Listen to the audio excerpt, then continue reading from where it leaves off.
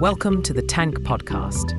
In this week's episode, Cici Peng reports from the Locarno Film Festival, where the fractures of contemporary image making are continually exposed.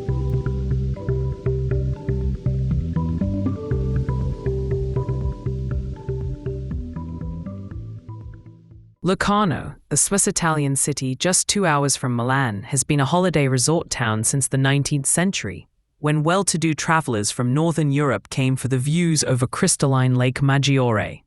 In 1946, the Locarno Film Festival was founded with a similar logic, to extend the summer season into late August and attract a cosmopolitan public. But under the veneer of Locarno's pristine, bucolic Swiss landscapes, the curatorial team of the festival has long been sneaking in a selection of films that trouble the neutral politics of its home turf. Behind John Wayne's shadows, one can see the smattering of Czechoslovakian New Wave, Asian and Latin American cinema. Unlike Cannes and Venice, which were launched as official, government-directed forums with programming tied to national interests, Locarno was marked by a lack of state control. In the 1950s, this openness created space for an influx of films from the Eastern Bloc. The decision was not without controversy, especially amid the strong anti-communist sentiment in German-speaking Swiss cantons, who feared the festival was providing a platform for socialist propaganda. Even so, this spirit of risk-taking and curiosity endured. Today, Locarno remains one of the most adventurous showcases for Eastern European cinema, while also being known as one of the festivals to discover emerging and experimental cinematic voices. In 2025, Locarno's 78th edition is perhaps emblematic of a certain cognitive dissonance that has plagued its origins. In recent years, the festival has become more star-studded and glitzy on the surface, while retaining a more adventurous competition program. For instance, last year Indian megastar, actor and producer Shah Rukh Khan was honored with the Korea Leopard Award, while films by Ben Rivers and Wang Bing graced the competition. This year, Jackie Chan was the guest of honor, while the competition program boasted Palestinian filmmaker Kamal Al-Jafari and the ever-controversial Abdelatif Kechiche. The stars cast a wide net, roping in new audiences, appeasing funders, and perhaps managing to keep the smaller, riskier titles of the festival afloat. But, by conceding to a culture of idols, will the programming soon follow suit? These contradictions do not end within the programming, but within the city's fabric, a place designed for pleasure and leisure. Press screenings take place in the Teatro Cursal, a cinema tucked inside the Locarno Casino, where the slot machines chime away from a parallel room. Outside, a Toyota car sits on display as a casino prize, framed by a digital billboard of purple lightning, and looming behind it are the edges of the Swiss Alps. Man, commodity and nature form a perfect Matryoshka doll. Perhaps such a triptych is emblematic not only of a specific Swiss landscape, but the topsy-turviness of our 21st century sensibilities. Instead of basking by the lake under August's blue skies, I find myself yearning for the landscapes of the cinema screen. A pixelated image of a Georgian football pitch in the filmmaker Alexandra Koberidz's Dry Leaf feels more sublime than the Swiss vistas before me. What does it mean to long for images rather than for the real? Dry Leaf, which follows a father searching for his daughter, Lisa, a sports photographer who vanishes while documenting football stadiums in rural Georgia, was shot entirely on a Sony Ericsson W595 and renews the form of slow cinema through a visceral material tactility. Even in the most static compositions, the image shimmers with motion. Pixels quiver with light, shadows ripple in black and gray. The sky itself seems alive. Slow cinema, since its contested inception in the 1970s, has long been the golden child of festival or tourism. Formally constructed as a counterpoint to commercial cinema, with its demands for observation instead of propulsion. I must admit that of late, I've grown weary of its supposed political form, which feels increasingly out of step with the frenzied, erratic rhythms of our post-digital world. Dry Leaf, however, rekindles my sense of wonder. Its cumulative pleasures accrete frame by frame, each pixelated surface a reminder of cinema's capacity to astonish. Dry Leaf, among a few other films at Locarno, seemed to circle back to ideas disseminated by Hito Styles' essay, In Defense of the Poor Image, 2009, with its choice of low-res imagery. Style writes about the proliferation of endlessly reproducible images on the internet, becoming part of the circulation of poor images, ones that are rip-offs, constantly reproduced, circulated on the web's no man's land. They often form counter-archives, or hold on to the vestige of the real. Style adds, poor images show the rare, the obvious, and the unbelievable. That is, if we can still manage to decipher it. Watching Dry Leaf, I find myself observing the image anew, perhaps shocking my sensorial capacities against the paradoxical proliferation of smooth 4K, where its pleasant, smooth surface camouflages a certain form of insipidness. The pixelation, on the other hand, often calls into question what exactly one is seeing. Is that the sky or a reflection in the lake? By troubling the indexicality of images, Kobaridze reminds us how rare it is to look with curiosity at what could be termed the obvious, and to marvel at the construction of fiction, even at the level of the reproducible image.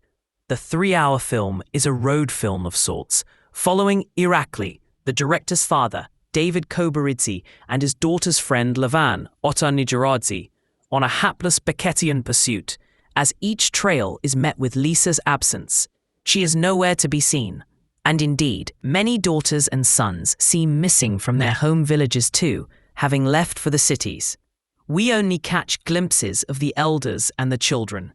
The football pitches stand empty, their silence a gentle metaphor for the cannibalizing pull of urbanization in Georgia. As in Kobaridze's debut, Let the Summer Never Come Again, also filmed on a Sony Ericsson, moments of poetry permeate the everyday. That earlier film uses distorted classical romantic melodies to elevate typical street scenes in Tbilisi to a grand symphony. In Dry Leaf, the score by Alexander's brother, Georgi Kobaridze, is playful yet baroque, as electronic synths are accompanied by what sounds like a harpsichord. Did I mention, invisible characters also exist alongside the visible characters in what is otherwise a realist framework? Levan himself is invisible, and Kobaridze provokes quiet laughter with various reverse shots between Irakli and his invisible companion.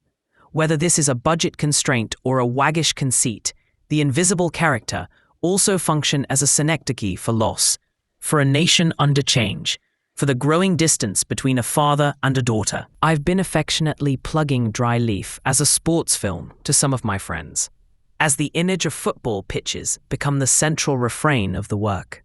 Yet the Sony Ericsson camera refuses the logic of the constantly mobile professional football camera, which utilizes the most advanced technology in the production of moving images, attempting to render an event in perfect clarity in real time, reproducing a singular shared reality for millions of viewers.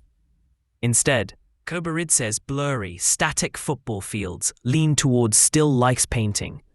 Derelict of players, these goalposts appear like looming gods of a forgotten religion, appearing more like monuments to a civilization we can no longer recognize. Harun Farocki wrote, "It is common knowledge that football is our life, and, just like life, we are always trying to improve our grasp of it. At a film festival, one realizes something similar. Cinema too becomes our life, sometimes to our detriment. You can speak about films without ever having to speak about yourself. They function as a currency, form part of an initiation ritual about identity and belonging. Dry Leaf is not a football film, but it grapples with the seemingly stochastic ways that we choose, and then leave behind the things and the people we love. Cinema, then, is not an object or an ornament to be studied, but perhaps the inverse. It offers a logic through which we can recontextualize our lives and learn how to exist in the world.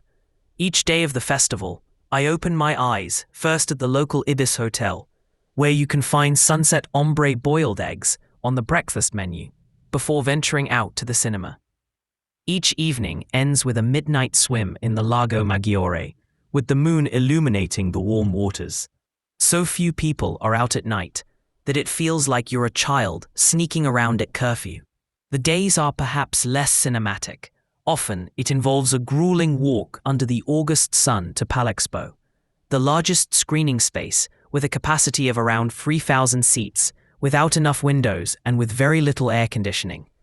On one of the final days of the festival, armed with a bamboo fan and a boiled egg, I spent the afternoon watching the rudest film of the year, a 3-hour-long reinterpretation of the Dracula myth by the Romanian enfant terrible cum edgelord Radu Jude, and perhaps the most provocative film of the year. Divided into roughly 15 chapters, Jude's Dracula 2025 takes the Romanian folktale to new extremes, casting the vampire as a metaphor for the cannibalistic state of our relationships under late capitalism, and, at other moments, as a fantastical, sexualized ideal.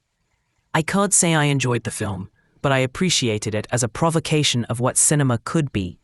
Dracula is punk, singular, crude, and often deliberately ugly.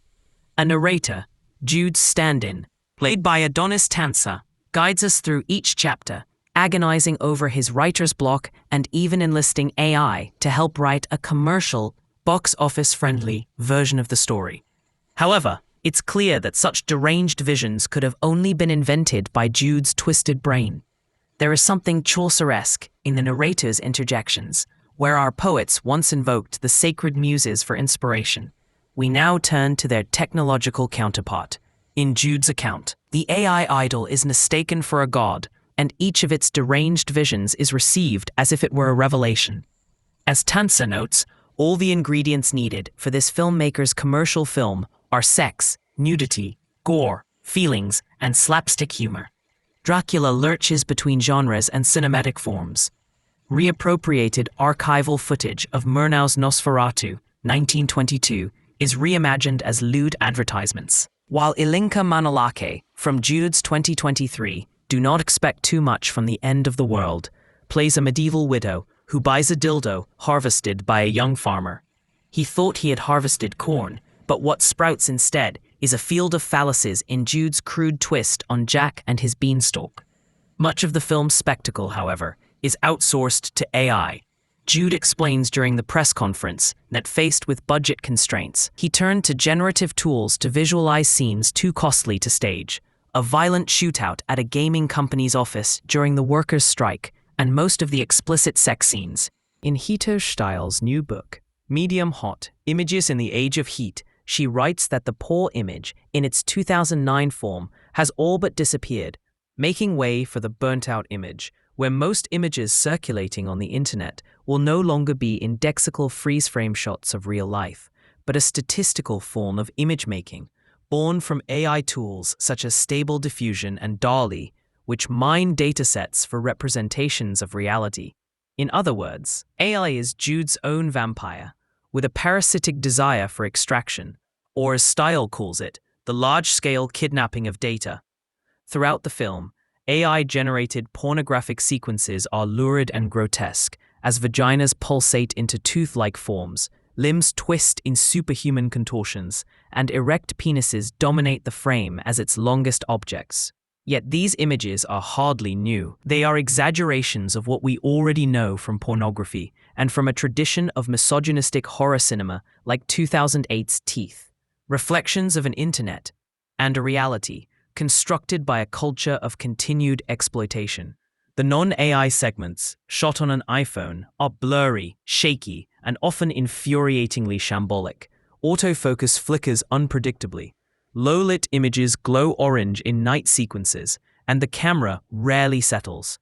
Gradually, these live-action scenes in real locations give way to an empty theater stage, stripped back, minimal, lit only by in-house stage lights. This slow emptying of the film into a purely performative space feels like a challenge to filmmaking itself, to realism, and to the tools we rely on to sustain it.